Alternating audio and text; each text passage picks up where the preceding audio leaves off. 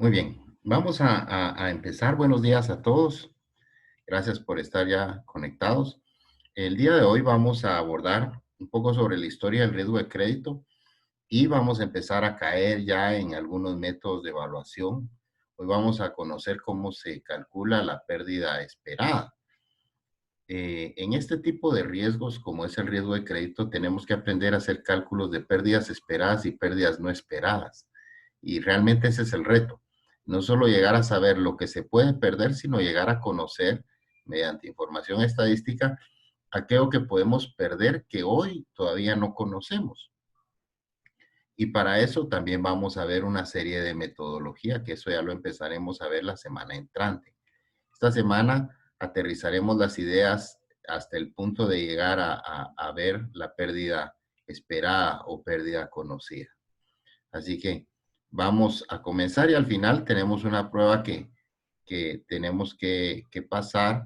Esa está en la plataforma y básicamente tiene que ver con que ustedes puedan aterrizar con sus palabras todo lo que vimos la semana pasada relacionado con, con el origen de los estándares. Así que no es una prueba complicada, pero sí requiero que por favor lo hagan con sus palabras, traten de aterrizar las ideas, porque eso de alguna manera nos va a fortalecer lo que ya hemos estado aprendiendo, ¿sí? Muy bien. Hoy vamos a aterrizar estas ideas. No sé si logran ya ver mi, mi pantalla. Sí, Sí, ya. licenciado. Perfecto. Sí, Vamos a comenzar con la historia del riesgo de crédito, métodos de evaluación que existen y vamos a conocer hoy cómo empezar a calcular la pérdida esperada. Son varios tópicos. Yo los voy a llevar despacio y vamos a ir de la mano uno por uno. Si en algún momento van surgiendo dudas, pues las vamos a ir platicando. Lo importante es que ustedes lleguen a aterrizar estas ideas y lleguen a fortalecer sus conocimientos, pero partiendo todo desde el inicio. No vamos a dar aquí nada por hecho ni a dar nada por sentado, sino que ustedes comprendan desde dónde se origina todo, cómo ha evolucionado y qué es lo que existe hoy, porque eso es lo único que les va a permitir a ustedes fortalecer sus conocimientos con todo el bagaje que esto representa. Y vamos a comenzar haciendo una retrospección de lo que hemos visto. Comenzamos viendo la parte macroeconómica, se recordarán. Luego seguimos viendo la parte del origen de los estándares. Y esto es lo que nos permite ahora adentrarnos en este tema de riesgo de crédito. Es decir, estos dos puntos fueron la base que nos permite hoy adentrarnos en el riesgo de crédito. Y ahora que nos adentremos en el riesgo de crédito, vamos a caer luego en los modelos de determinación para la administración y gestión del riesgo de crédito. Y como ya lo hemos platicado, pondremos ejemplos no solo de un tipo de empresa, pondremos ejemplos de empresas comerciales, industriales, también bancarias, de calificadoras, de algunas empresas que se dedican a la gestión del cobro. Vamos a tratar de poner diversos ejemplos para que el conocimiento que ustedes lleguen a aquilatar sea suficientemente adecuado y les permita tener una gama de información amplia. Así que esto, digamos, estos dos ya los vimos. Hoy estamos adentrándonos en este y luego vamos a ir cayendo poco a poco en este otro. Bien, hay que tener presente que hay algunas edades que debemos de conocer. Esto sí siempre es importante que nosotros lo conozcamos. Hay 5 edades que son las que se conocen. La primera edad se le denomina la prehistoria y esta edad llega desde el inicio, desde que se conoce que hay información hasta que alguien empieza a hacer la escritura. Eso más o menos es en el año 3500 antes de Cristo.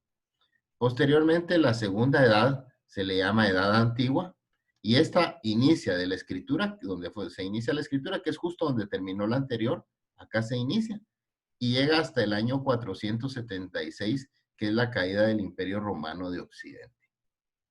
Luego está la Edad Media, y se llama Edad Media porque está a la mitad, si ustedes se dan cuenta, dos abajo y dos arriba, y esta empieza de la caída del Imperio Romano de Occidente hasta el descubrimiento de América. Luego está la Edad Moderna, que llega justamente, que inicia justamente desde donde está el descubrimiento de América y termina hasta donde está la Revolución Francesa en 1789. Y hoy vivimos en la edad contemporánea, perdón, aquí tengo un error, aquí es del 1789 hasta hoy. La edad contemporánea que es desde el 1789 hasta hoy en día, desde la Revolución Francesa hasta hoy en día. Ahora, ¿dónde inicia la operación crediticia? La operación crediticia inicia en dos etapas. La primera etapa inicia en la prehistoria y se empieza a escuchar el término crédito desde el año 1800 antes de Cristo. Pero oigan esto, que se comienza a escuchar este término de manera en que las personas, digamos, si yo era, como en ese entonces no había una moneda, yo producí, lo que todo se hacía a través del intercambio. Yo producía, por ejemplo, hortalizas y otra persona producía, digamos, huevitos de las gallinas. Entonces venía yo y entonces yo intercambiaba con esa persona. Pero cuando esta persona que me intercambiaba los huevitos de las gallinas y yo le daba hortalizas, se quedaba sin su producto, yo le daba del producto que yo tenía y él se quedaba pendiente de reintegrarme mediante intercambio. Ahí se comienzan a dar los primeros esbozos de lo que es la actividad crediticia en el año 1800 antes de Cristo. Más adelante se ve ya una figura más formal, con mayor formalidad, una figura un poco más, digamos, estructurada de lo que se refiere a la actividad crediticia. Y eso ya se da en el siglo XV, de 1400 a 1500, que es en la Edad Media. Así que tenemos en la prehistoria un origen inicial mediante el intercambio y un origen más estructurado en la Edad Media. Realmente el crédito, como nosotros lo hemos visto, no es más que la posibilidad de pérdida de carácter económico ocasionado por la incertidumbre. Esto es básicamente la definición de riesgo. Y esta incertidumbre, cuando se refiere a que no me paguen aquellos que yo les di un préstamo, se vuelve un riesgo de crédito, ¿sí? La palabra crédito la vamos a encontrar asociada en la Edad Media con este término, el orfebre. ¿Quién era el orfebre? Bueno, el orfebre era una persona que se dedicaba a tener en su propiedad muchos metales, específicamente trabajaba el oro. Y llegaban las personas con el orfebre y le llevaban piezas de oro y él intercambiaba algunos productos. A veces, ya en algunas localidades se observa en la Edad Media ya la acuñación de monedas en oro. Recordemos que las primeras monedas no se acuñaron en metales de bajo valor, sino que casi todo era en oro. Después, cuando ya no había suficiente oro, se empezó a acuñatar la moneda en plata y de último en bronce. Y a eso se debe también el origen de las medallas, oro, plata y bronce. Más adelante, ahora ya hasta casi que las monedas son plásticas, ¿no? Uno tiene una ficha de 5 y ya no suena, ya no suena metal, suena como que es plástico.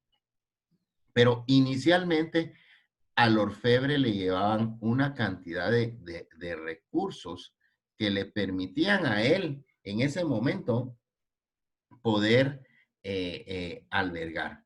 Sin embargo, mucha gente veía con dificultad el hecho de tener en su casa las monedas, de tener en su casa las joyas. Así que lo que hacía era que le llevaba al orfebre para que él le albergara esa cantidad de metal precioso, de oro, que él poseía.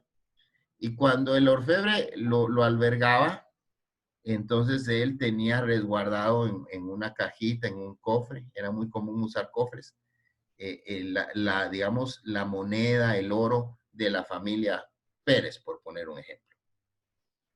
En determinado momento la familia Pérez necesitaba hacer compras. Entonces iba con el orfebre y le decía, dame mi cajita de oro, voy a sacar el oro que tengo y voy a ir a pagar.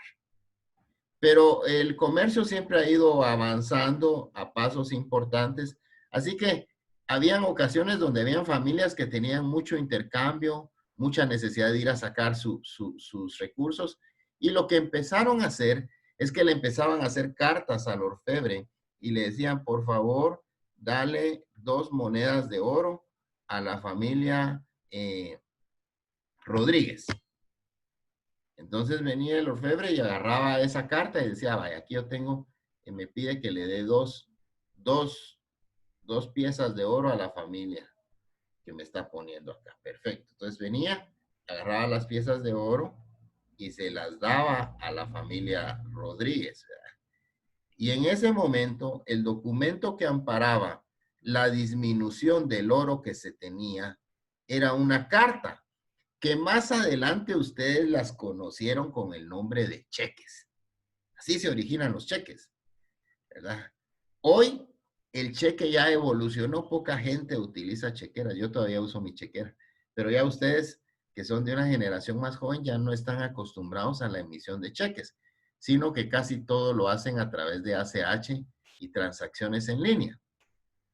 ¿Verdad que viene siendo muy, digamos, el origen es el mismo? Es una operación en la que ustedes como propietarios dan su autorización para que venga el banco y retire saldos de su cuenta y las transfiera a otra persona o a otra cuenta. Pero el origen de todo esto fue con el orfebre y fue mediante una carta como lo vemos acá, ¿sí? Así que el orfebre al final del día tenía un montón de cartas. Pero en este proceso, el orfebre también se dio cuenta de algunas cosas. Y algunas cosas que él llegó a percatarse es que dijo, bueno, yo tengo aquí una cantidad fuerte de oro y la tengo guardada y realmente, pues, no le estoy sacando ningún beneficio. La estoy teniendo guardada, no la estoy entregando a nadie y tampoco le estoy sacando algún beneficio para mí, porque él ganaba una, como quien gana por tener guardado una cantidad de dinero de otra persona. Es decir, como que él le alquilaran un espacio en su negocio para tener albergado una cantidad de dinero. Así que en ese entonces él empieza a pensar que existen otros modelos que él podría utilizar.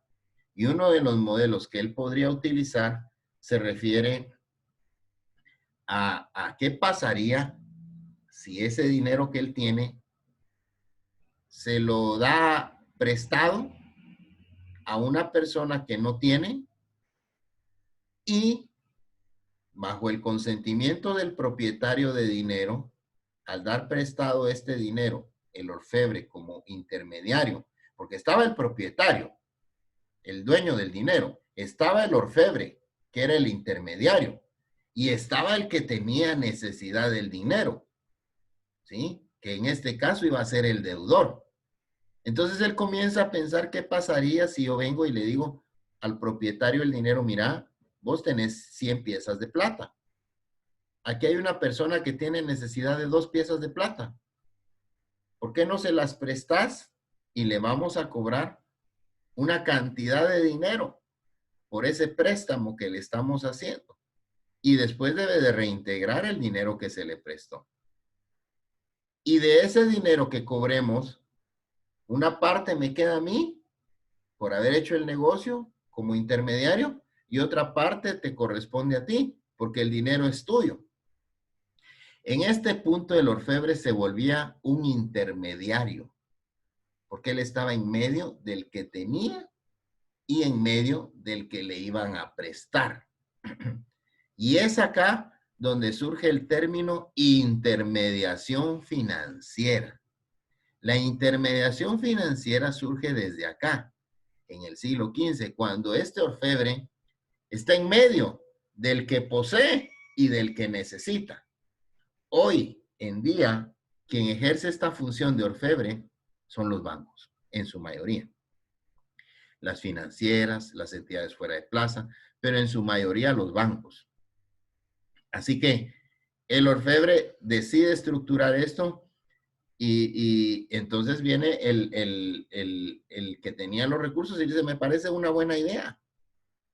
Y el que tenía necesidad, con mayor razón, le parece una buena idea porque tenía necesidad. Así se comienzan a estructurar en el siglo XV las primeras operaciones y se empiezan a llevar libros contables. En un libro se apuntaba lo que ingresaba, en otro libro se apuntaba lo que se daba y al final del día quedaba el saldo. Hoy en día eso lo conocemos como un balance de saldos. Si ustedes se dan cuenta, ya para todo este aspecto habían surgido varios tipos de operaciones. Tomaba depósitos, prestaba créditos, pero empiezan a surgir algunos problemas también. Y dentro de los principales problemas es que ocasionalmente la persona a la que se le daba el dinero, se le daba porque no tenía dinero, se le daba prestado. Y esta persona que tenía prestado el dinero, ocasionalmente tenía problemas para pagar sus intereses.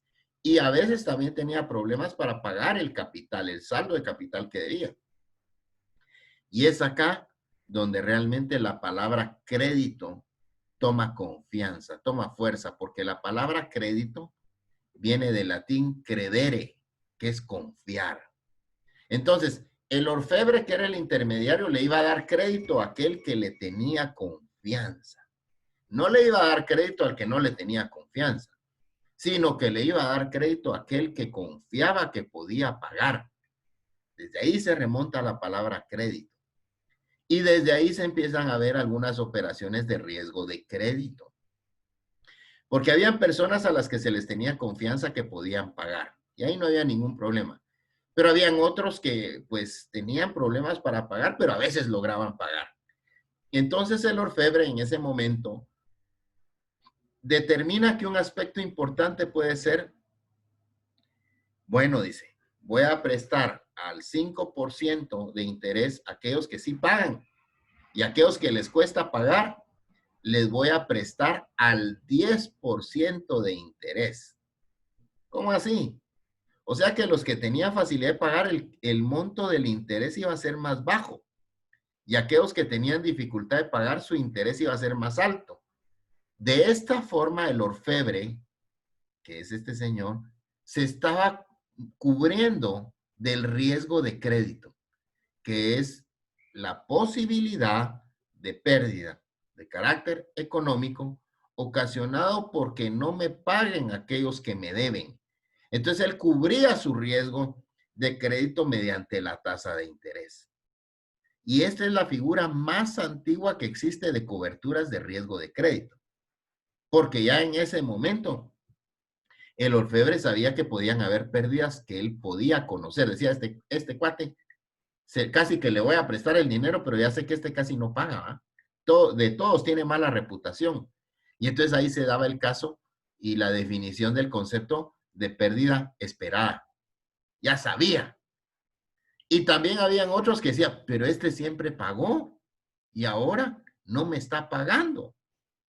Entonces ahí se daba el origen del concepto pérdida no esperada. Y estos, fíjense que estos conceptos, que luego voy a dar las definiciones, el concepto se llama pérdida esperada, pérdida no esperada. Pero la definición la voy a explicar luego y voy a explicarles cómo calcularlas, porque todos estos conceptos a lo largo del tiempo han venido caminando y se han venido a incorporar en nuestra realidad económica ahora. Y hoy existen modelos matemáticos, hoy vamos a ver una cantidad de modelos. Vamos a comenzar hoy a tocar, a hacer algunos ejercicios. Muchos se asustan cuando empieza uno a sacar las matemáticas y la estadística, pero no quiero que se asusten, sino que todos muy tranquilos, vamos a ir comenzando con ejercicios poco a poco y poco a poco vamos a ir subiendo nuestro nivel de conocimientos hasta que lleguemos al punto donde podamos tener verdaderamente un intercambio de fórmulas que nos sirvan para aterrizar las ideas. Muy bien. En la pérdida esperada se dan eventos importantes, porque la pérdida esperada es una idea estática. Ya sabemos que voy a perder. Ahora el punto difícil no es cuando ya sé que voy a perder, porque eso sí lo logro saber. El punto difícil es cuando yo no sé que voy a perder. Y como no sé que voy a perder, no sé cuánto voy a perder. Eso ya se vuelve más complejo. ¿Ya? Voy a poner un ejemplo. Digamos que vienen ustedes y ahora en esta crisis vienen dos vecinos y les llegan a tocar la puerta. Haceme favor, préstame 100 quetzales, viene el primer vecino. Entonces el primer vecino les pide 100 quetzales, ustedes tienen 500 quetzales ahí. Dice, mira, no me dio tiempo a sacar dinero en el cajero, ya viste que el 15 no dejaron que fuéramos al banco y necesito ir aquí con el chino. Ahora el chino se volvió famoso. Ya está en la revista Forbes, va a salir el chino porque ya todos compran solo con el chino. Necesito ir a comprar con el chino no acepta tarjeta de crédito. Vienen ustedes y le prestan, digamos, pongámosle un nombre a este señor, a don Carlos, esos 100 quetzales. Luego viene don Hugo, que es el otro vecino, y les viene a decir, mira, préstame 100 quetzales. Lo mismo que don Carlos. Don Hugo, el otro vecino, viene a pedirnos 100 quetzales. El mismo problema tiene. Y dicen ustedes, como tengo 500, le di 100 a aquel, me quedaron 400, le voy a dar otros 100 a aquel, me van a quedar 300. No hay problema, toma. Ustedes ahí tienen un riesgo de crédito en ambos lados. Por un lado, tienen la posibilidad de pérdida de carácter económico ocasionado porque don Carlos no les pague o don Hugo no les pague. Pero, ¿qué pasa si esa noche llegan a traer a don Carlos, pero los de la funeraria, porque le dio un infarto? En ese momento, casi que ustedes podrían decir, bueno, esta es una pérdida esperada. De paso que se lo di a él y no lo hice que me firmara, pero ni siquiera un ticket de Cinépolis, nada me firmó, nada. Nadie sabe que yo le presté, solo él y yo sabíamos. Ahí se vuelve una pérdida esperada, porque nosotros vemos que ya hay un evento que se nos dejó venir y que la posibilidad de recuperar nuestros recursos se vuelve casi nula. Ahí se da la pérdida esperada. Pero la pérdida no esperada, como don Carlos se murió, que era un vecino y el otro vecino se llamaba don Hugo, tenemos una pérdida no esperada con don Hugo, porque no esperamos perder, pero podríamos perder.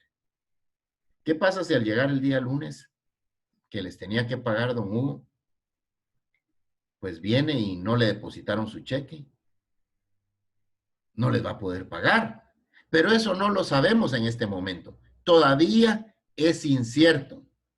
En el caso de don Carlos, como ya sabemos que lamentablemente falleció de un paro cardíaco, es más seguro que nuestra pérdida sea casi 100% segura.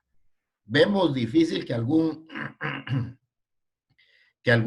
hijo, algún pariente de don Carlos nos vaya a venir a pagar, porque nadie sabía.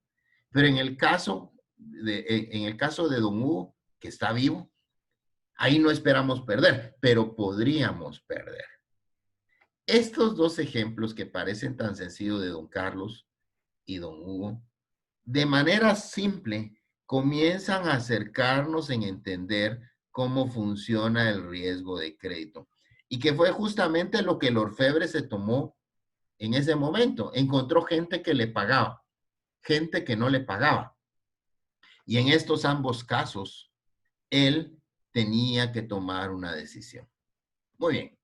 También acá surge otro aspecto y otro concepto fundamental hasta hoy en día. En ocasiones un orfebre se daba cuenta que él, todo el dinero que tenía ya lo había prestado y que había más gente que quería tener préstamos y que ya no había más gente que estuviera llevando su oro para poder dar en préstamo. Entonces lo que él hacía es que él se comunicaba con otros orfebres de otras localidades y les decía, préstame para que yo pueda prestar. Esto hoy en día es lo que se conoce con el nombre de la banca corresponsal, que permitía equilibrar los déficits y los superávits entre diferentes orfebres, ¿sí? Muy bien. Adicionalmente, hay otras definiciones que surgen. Surge, por ejemplo, cuando al inicio de la actividad del orfebre se da un dinero en circulación. Es decir, cuando el orfebre comienza y no ha dado todavía préstamos, el dinero de un país, oigan esto, cuando todavía no había dado préstamos, el dinero de un país correspondía al dinero en circulación de las personas más el dinero que tenían los orfebres. Sin embargo, cuando surgen los préstamos, el dinero de un país correspondía al dinero en circulación más los depósitos que estaban en libros, pero que ese dinero existía, pero solo en libros, porque muchos de esos ya se habían dado en préstamos. Así que cuando surgen los préstamos, la fórmula de la masa monetaria cambia, porque aunque había una determinación de masa monetaria similar, lo que estaba sucediendo en la economía es que había un dinero que estaba en circulación, había dinero que estaba depositado, pero que realmente solo estaba en libros, porque parte de ese dinero se había dado en préstamos. Entonces, esto empezó a generar algún tipo de controles y llegó a generar algún tipo de cuidados porque la conceptualización del dinero que estaba circulando se llegó a cambiar. Había dinero circulando y había dinero que existía, pero solo en registros. ¿Ya? Hay otros aspectos que son importantes que deben de surgir acá y es entender la intermediación financiera tal y como lo vimos con el caso del orfebre.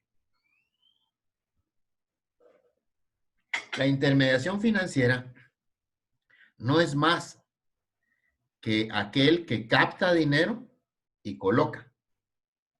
A ese se le denomina intermediador financiero.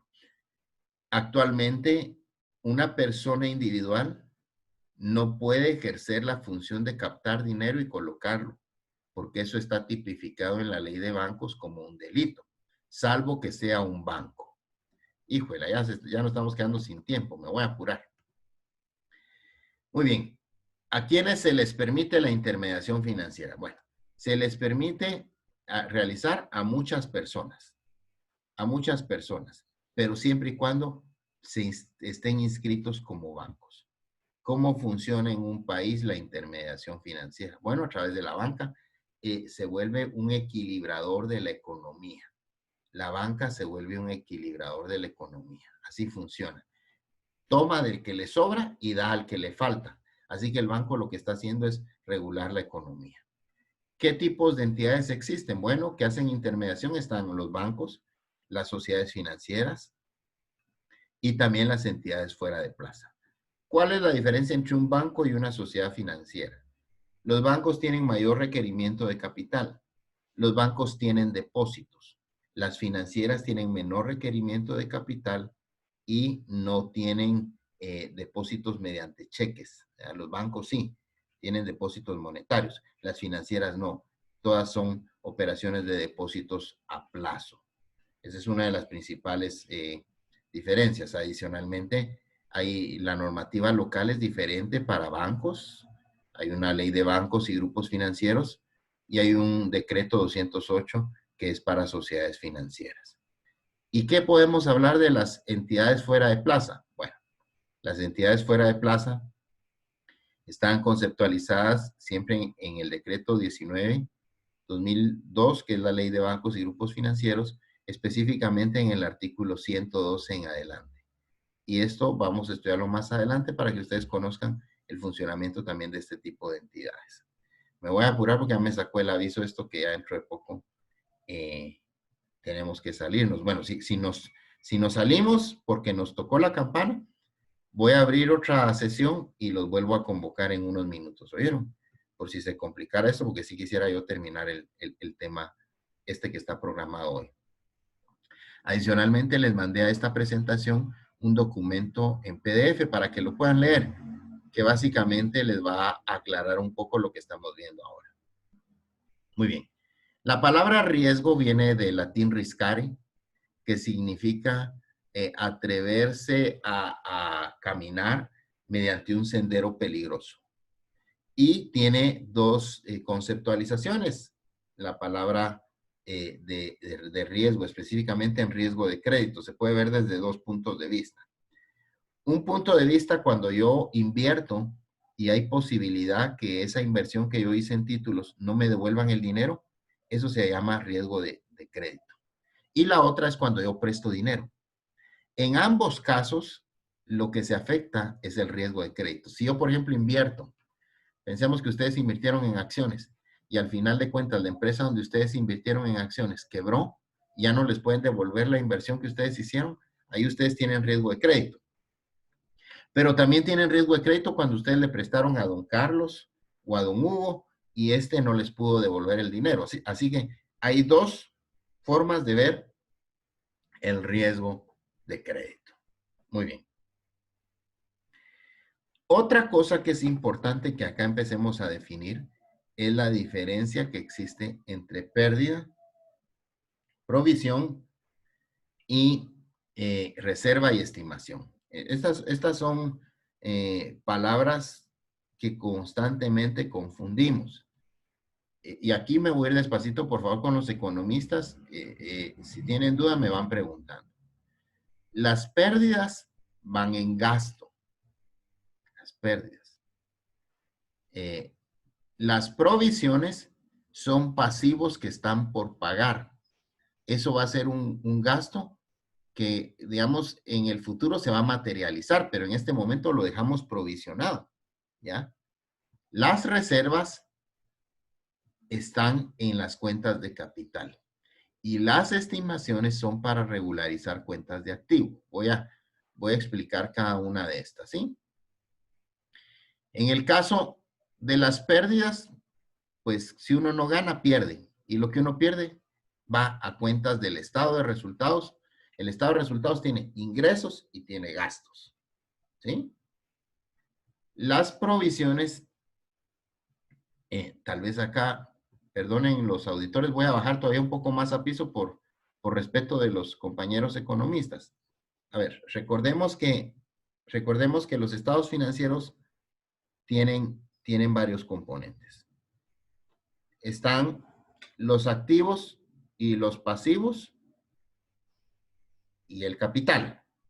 Los activos son mis derechos, mis pasivos son mis obligaciones y el capital es la diferencia entre mis derechos y mis obligaciones. Eso es capital.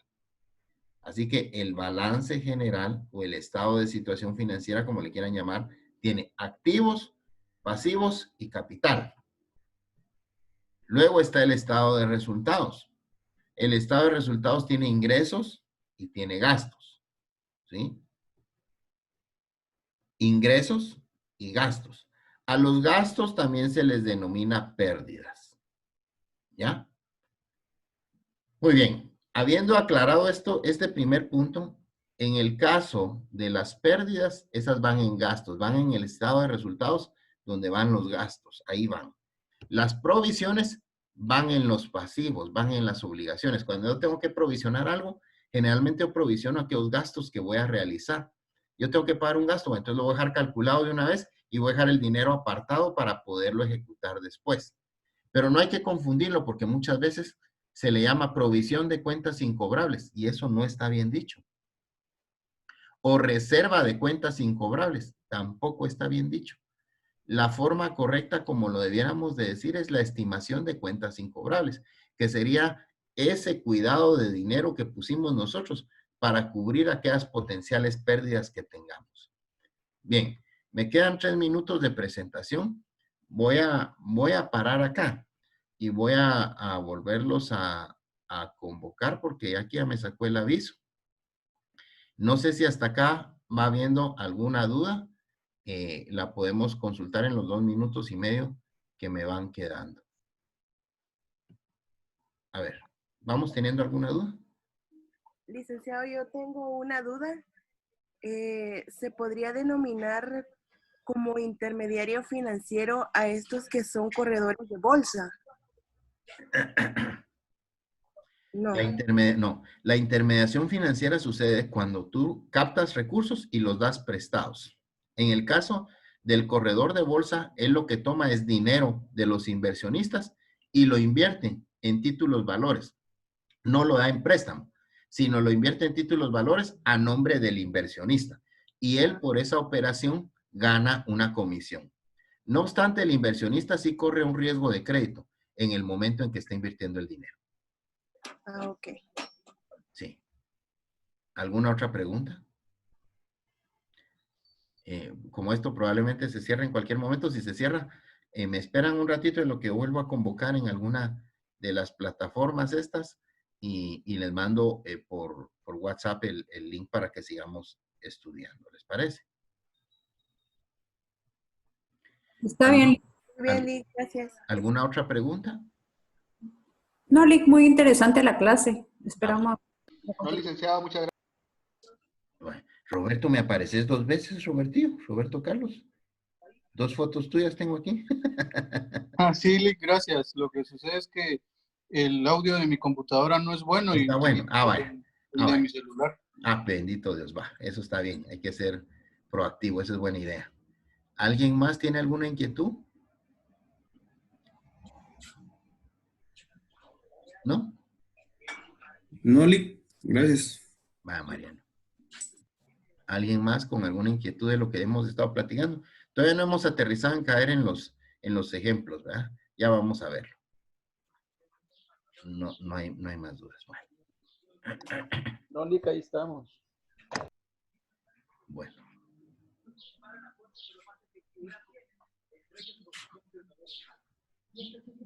Bien, vamos a esperar nada más que nos marque esto para sacarnos solito, porque si no nos saca, seguimos aquí mismo. Ahora, si sí nos saca, como ya me sacó el aviso, vamos a esperar.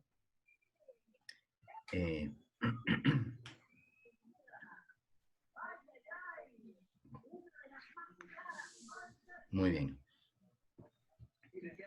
Otra cosa que es importante que tengamos nosotros presente es que muchas de estas figuras, tal y como las hemos estado platicando, ya son figuras que han surgido desde hace mucho tiempo.